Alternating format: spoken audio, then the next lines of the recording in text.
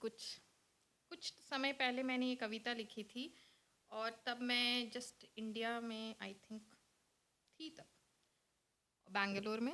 और of course Bangalore हर बार जाती हूँ तो दिखते हैं कि और पेड़ कट गए और दुख होता है।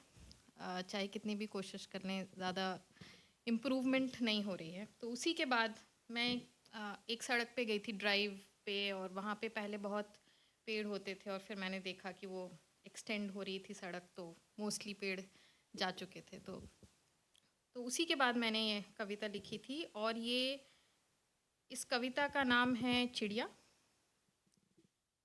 तो basically it is like a dialogue, not exactly, but मनुष्य और काइंड ऑफ चिड़िया के बीच में। तो कैसे फुदकती थी तुम अल्हड़, पंखों को समेटे, नन्हे पैरों से टहनियों पर बैठे, कभी थोड़ा सा उड़े और कभी पेड़ों के तनों को खटखटाए, बटोरती थी मेरा ध्यान तुम मुस्काए।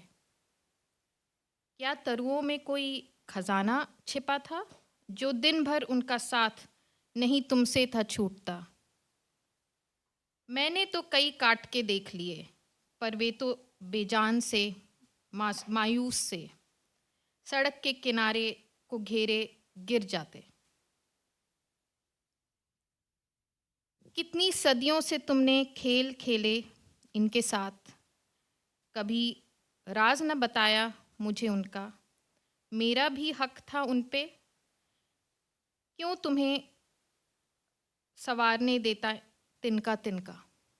सो बेसिकली मेरा भी तो हक था इन पे, क्यों मैं तुम्हें ही बस संवारने देता तिनका तिनका। इतना ढूंढो ना अब उनको तुम, आओ हर सुविधा से भरपूर सिंहासन पर बैठा दूं तुम्हें।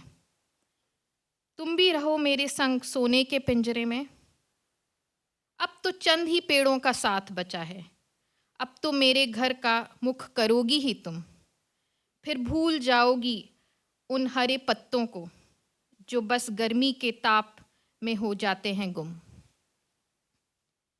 पर यह क्या, पर यह क्या ए नादान चिड़िया, तुम अपने परों को क्यों त्याग रही हो। अजब जिद है तुम्हारी करहा के जो तुम मुझसे कह रही हो।